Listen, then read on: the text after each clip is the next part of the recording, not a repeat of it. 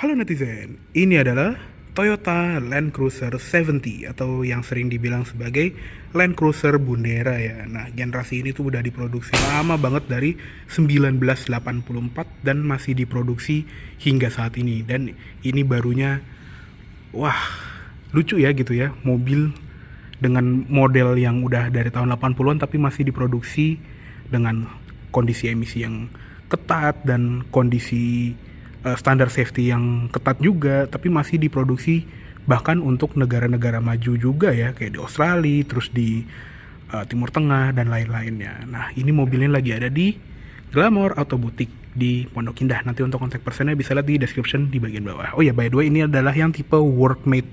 Jadi tipe yang bawahnya untuk yang versi wagon 5 pintu seperti ini ya. Nah, kuncinya seperti ini. Jadi kunci Toyota yang lumayan jadul, nggak ada central lock juga, nggak ada alarm, dan untuk kuncinya kalau mau diputer itu cuma pintu yang kita colokin aja yang kunci, sedangkan pintu lainnya tuh masih kebuka. Handle juga kayak handle Toyota 80-an gitu, tapi emang mobilnya ini juga dari tahun 80-an kan. Interiornya juga sederhana banget. Ini juga kalau nggak mesti modernisasikan apalah itu yang harus ada airbag segala macem. Gue yakin ini nggak akan semodern yang kita lihat seperti ini ya. Mungkin tampilan interior dan eksteriornya pasti akan sama kayak waktu dia masih baru di tahun 84 dulu. Untuk joknya, dia bahannya vinil ya, jadi lebih durable, nggak enak kain sih ya, cuma untuk pemakaian jangka panjang di tempat yang kasar ini pasti akan lebih awet. Untuk si ininya, pengaturannya cuma recline dan sliding aja. Ini udah paling mentok. Dan di unit ini juga udah dipasangin kayak rock slider sekaligus footstep yang tinggi juga, sama ada grab handle di pilar A nya ini. Oke, kita sudah di dalam interiornya Land Cruiser Bundera. Untuk nyalainnya masih kunci putar, dan sebaiknya kita injak ke kopling juga ya biar aman. Dan yuk kita nyalain mesinnya.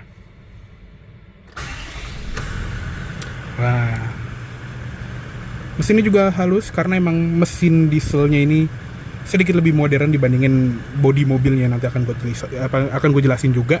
Oke, yuk langsung kita tutup aja. Oke, sekarang kita sudah berada di interiornya Land Cruiser Bundera, dan dari bentuk dashboardnya, bentuk setirnya, center console yang bisa dibilang nggak ada center console gitu ya. Ini tuh bener-bener kelihatan umurnya kalau mobil ini tuh udah diproduksi dari 1984, tapi karena kebutuhan pasar yang masih banyak yang pengen di Timur Tengah, di Australia, tempat dimana mobil kayak gini tuh masih dibutuhin banget, ya udah masih diproduksi sampai saat ini. Dan seiring waktu tuh dibikin modern untuk mengikuti perkembangan zaman ya. Untuk setirnya, ini modelnya 4 palang seperti ini, yang kalau di versi awalnya ya pasti udah nggak ada airbag ya, cuma karena tuntutan zaman dia ada airbagnya. Dan pengaturannya juga lumayan lengkap loh untuk mobil kayak gini. Tilt teleskopiknya ada, dan yang uniknya dia ada cruise control. Jadi ada switch di sini kayak Toyota kebanyakan gitu, tinggal atur aja untuk mengatur kecepatannya. Di belakang setir juga ada tuas lampu yang standar ya, tip putar juga nggak ada. Ada pengaturan wiper yang ada intermittent timer dan pengaturan wiper belakang 2 speed.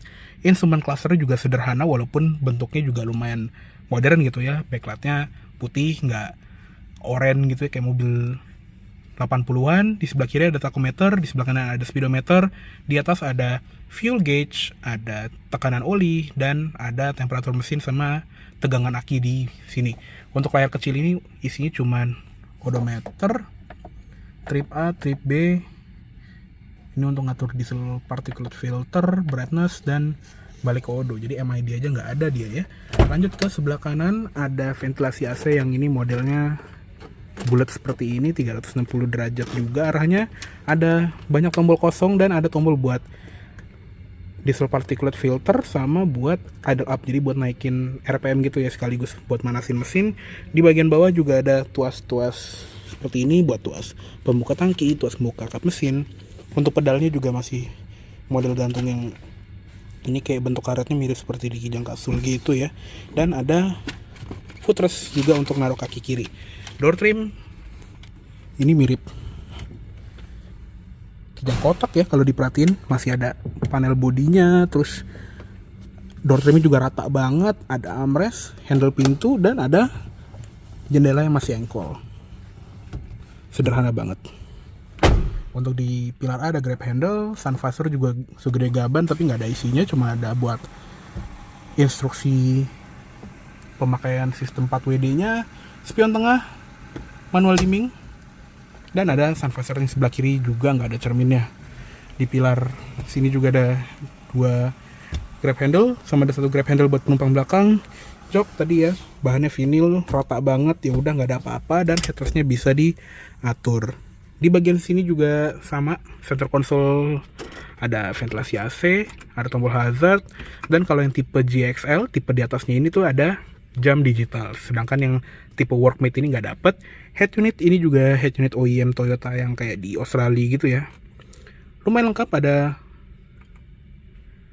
AM, FM, CD, USB, dan ada Bluetooth juga. Di sini ada SD card untuk navigasi, dan dia nggak ada kamera mundur ya. Walaupun aslinya head unitnya sih harusnya udah support ya, dan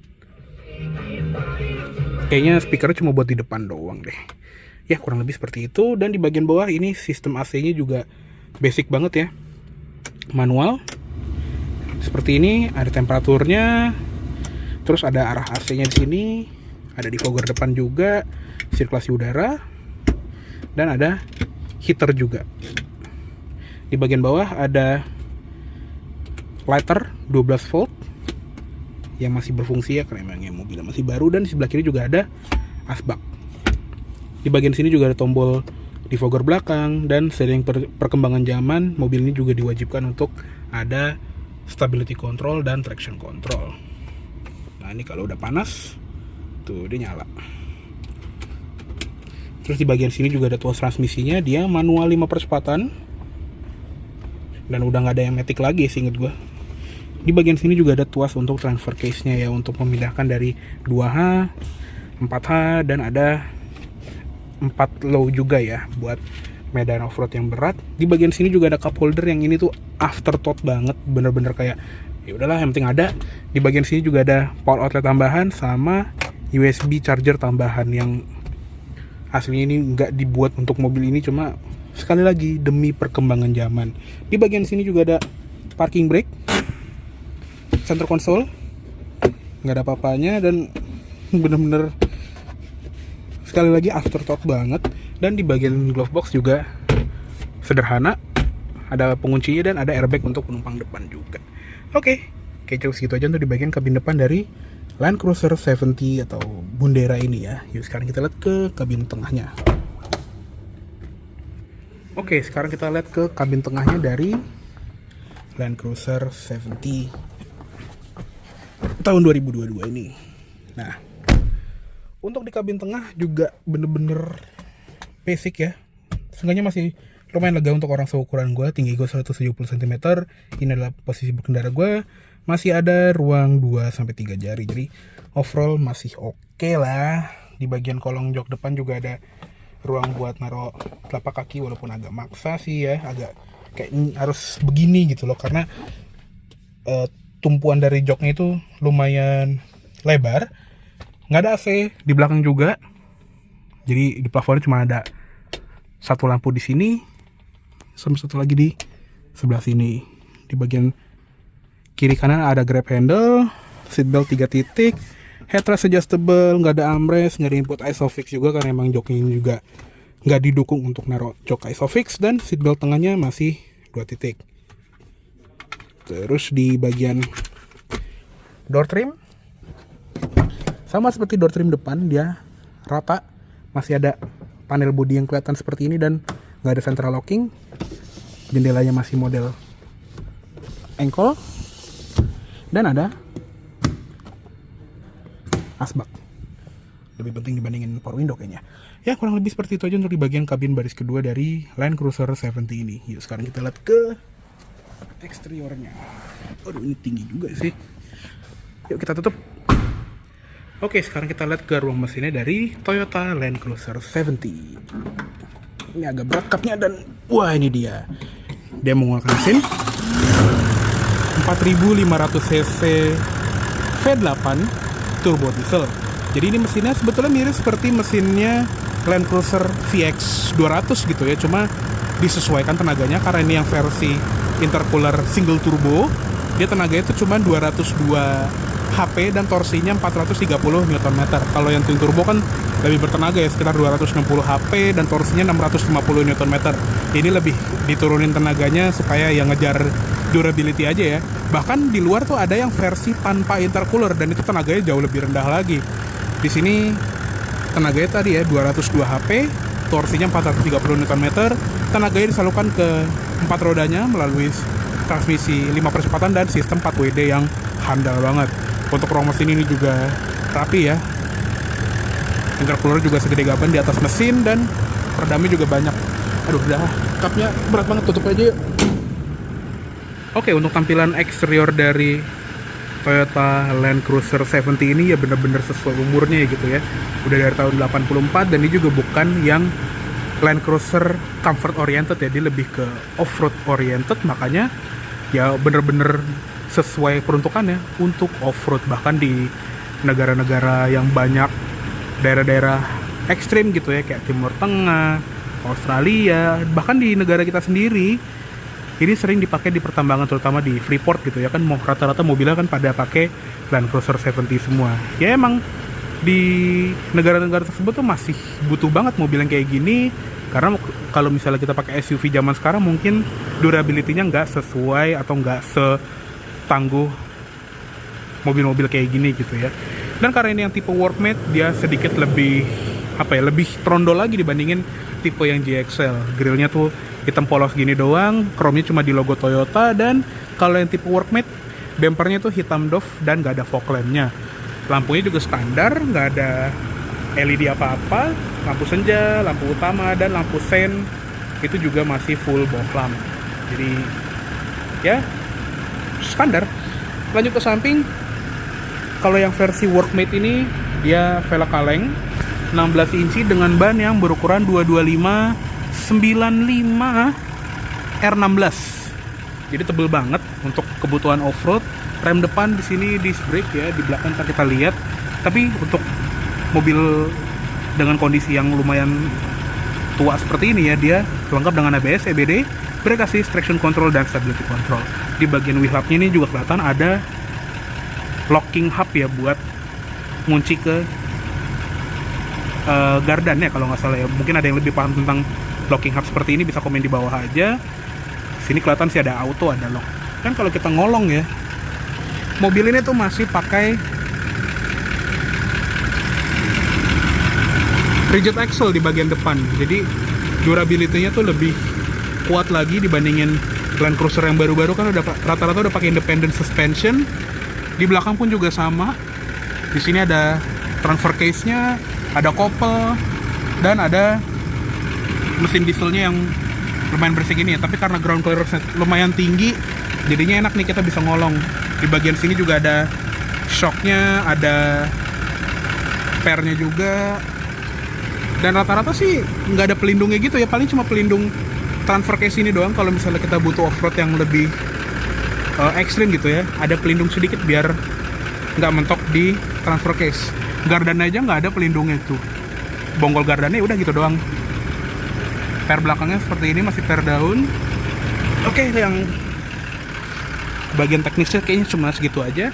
Di bagian samping ada lampu sen berwarna orange seperti ini. Di bagian sini juga ada snorkel bertuliskan Land Cruiser.